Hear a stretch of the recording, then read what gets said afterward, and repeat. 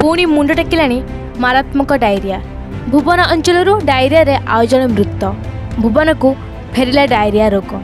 मात्र किछि मास पूर्व ढेंकानाल जिला भुवन अंचल डायरिया रोग किभली भयंकर स्थिति थिला ता काहाकू भी अछपा। खबर प्रसारण पर राज्य स्वास्थ्य एवं परिवार कल्याण मंत्री मुकेश महालिंग मध्य भुवनग्रस्त आसी स्थिति परखिबा सहित सचेतनता रथर उद्घाटन करथिले। तेबे एहाकू प्राय गोटे मास बीती जिबा परे किछि मात्रा डायरिया नियंत्रण को आसिथिला। मात्र वर्तमान पुणी थे देखा मिली डायरिया आतंक। भुवन ब्लॉक अंतर्गत ओडिशा ग्रामर बासंती महांत बयस 44 आज ढेंकानाल जिला मुख्य चिकित्सालय मृत्युवरण कर।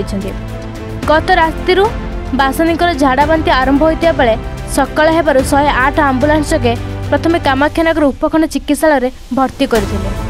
पर स्थिति गुरुतर हेबारु तांको ढेंकानाल जिला मुख्य चिकित्सालय को स्थानांतरित कर बेले सेठे डाक्तर तांको मृत घोषणा करथिले।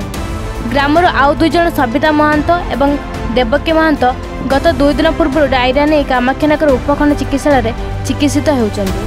तेबे डायरिया मुख्य कारण जनापड़ नथिला बेले स्थानीय केनाल पानी व्यवहार पर यह व्यापुवा सूचना जनापड़ी एवं ए दिगरे सरकार तुरंत पदक्षेप नेबा को अंचलवासी दाबी रखिछंती।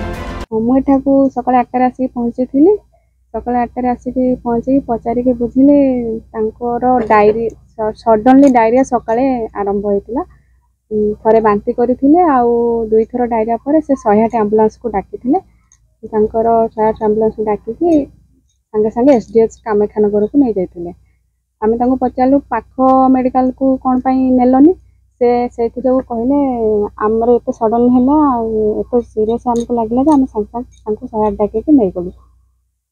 आम आसिक देखिलु से 3 वर्ष है हेडेक माने हेडेक ट्रिटमेंट नौले जोटा कि भुवनेश्वर ट्रिटमेंट होते सब रिपोर्ट देखले आउ से ट्रिटमेंट चलता आउ एबे ट्रिटमेंट होके आसी जस्ट सीटी स्कान सब रिपोर्ट नॉर्मल अच्छी से किंतु मेडिसिन कंटिन्यू चलता।